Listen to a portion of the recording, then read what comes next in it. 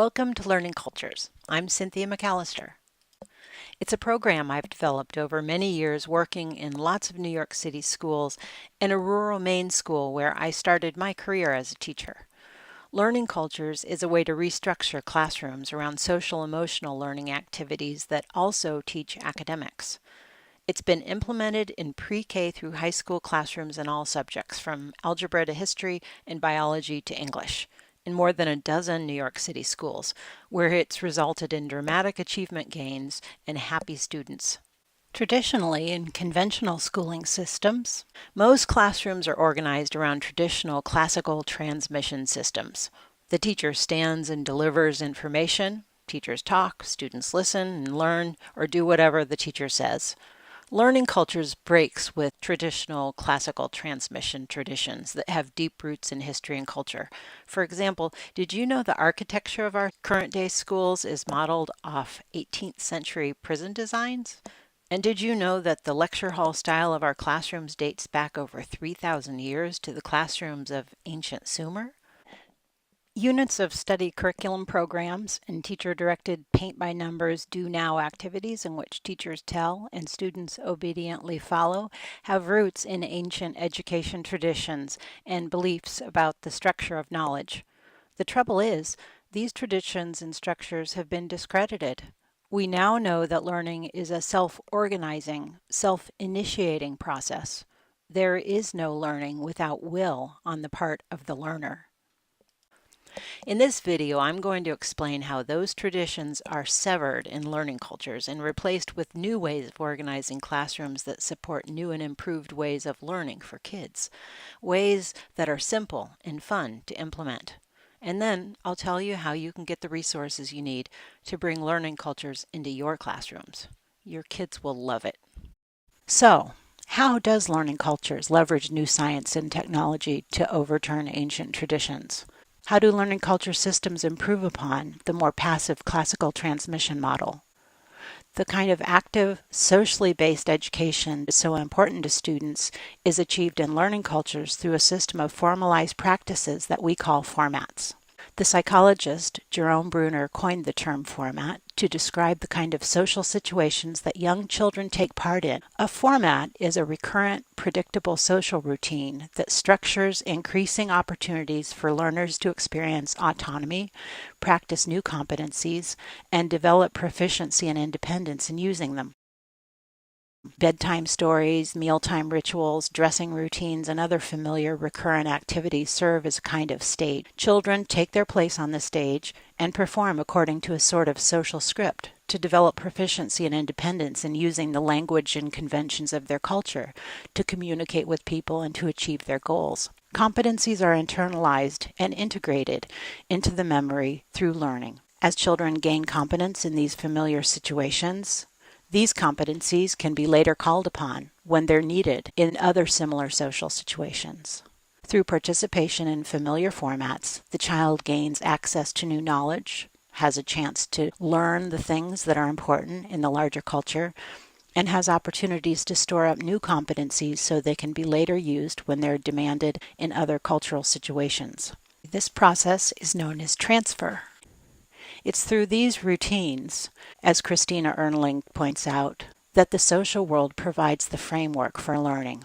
The formats are designed to promote social interactions that foster independence and agency and adhere to social norms. In my imagination, a format is like a molecular sphere. All the elements of the format, people, artifacts, the conditions of the situation, are bound together by the energy of a common purpose and shared conventions for behavior. This highly patterned, norm-bound sphere of activity distinguishes each format as a specialized situation. The highly social, routine-bound way of learning described by Bruner is now understood by scholars of literacy as the way that people in general learn not only how to read and write, but also how to become literate in using these abilities as social situations demand. So how do we use the formats to guide learning? This diagram will help illustrate how the learning cultures classroom is structured to mediate targeted development. First, the class period, usually lasting 60 to 80 minutes, is organized into what we call an activity block. The period begins with a short 10-minute lesson. Students then move into work time. A number of formats take place during work time. The formats can occur in any order, but to summarize the work of work time, each day the teacher conducts 2 conferences. It's known as a content conference in all classes except for writing, where we call it a writing conference. Students meet during work time in cooperative unison reading groups for about 20 minutes. They also meet with their responsibility teams if they've scheduled time together. Work time is also when teachers provide targeted instruction in small groups. Students also utilize work time for their own independent endeavors. The activity block concludes with a share.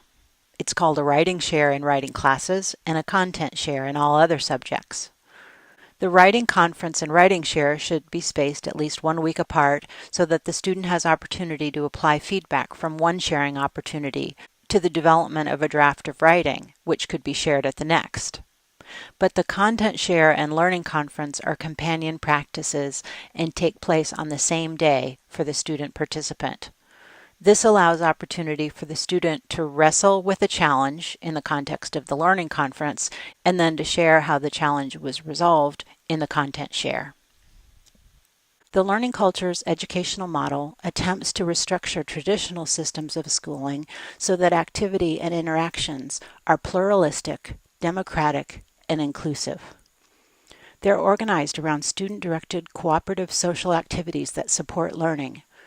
The teacher is present in these activities, of course, but rather than being the primary locus of action at the head of the class, the teacher serves as a supportive and facilitative role, while the students themselves become the locus of action.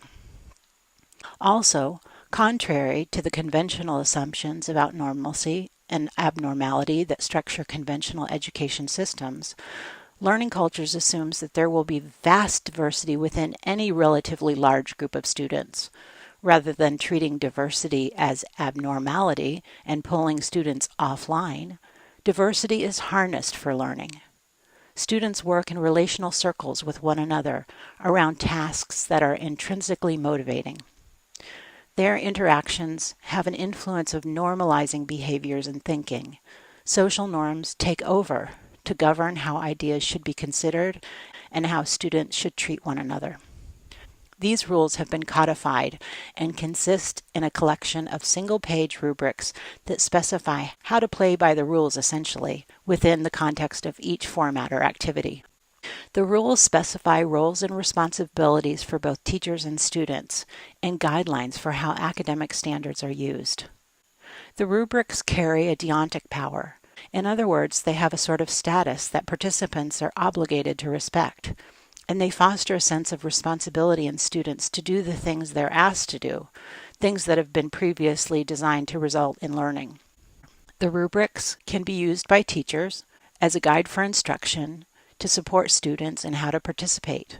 They can also be used as a tool for professional development purposes, as a self-assessment tool for teachers, or a norming tool for staff development.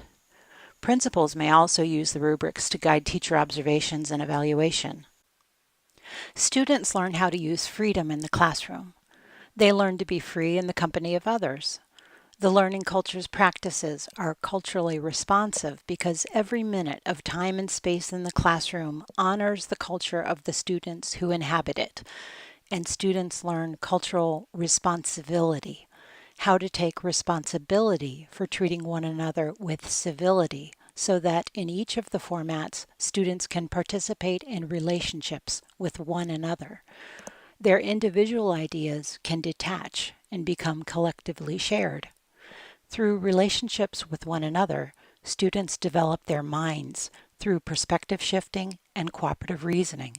And they also develop well-being through emotionships. Emotionships are relationships that help us handle our emotional regulation needs. Since we now know so much about how people think and learn, we can strategically restructure classrooms to take advantage of both students' learning instincts and the cultural context of the classroom. The formats do just this. They establish a set of rules that have been systematically formulated to apply the instructional theories that we have access to. Contact us if you have questions or would like more support. And let's work together to transform education by making classrooms into learning cultures.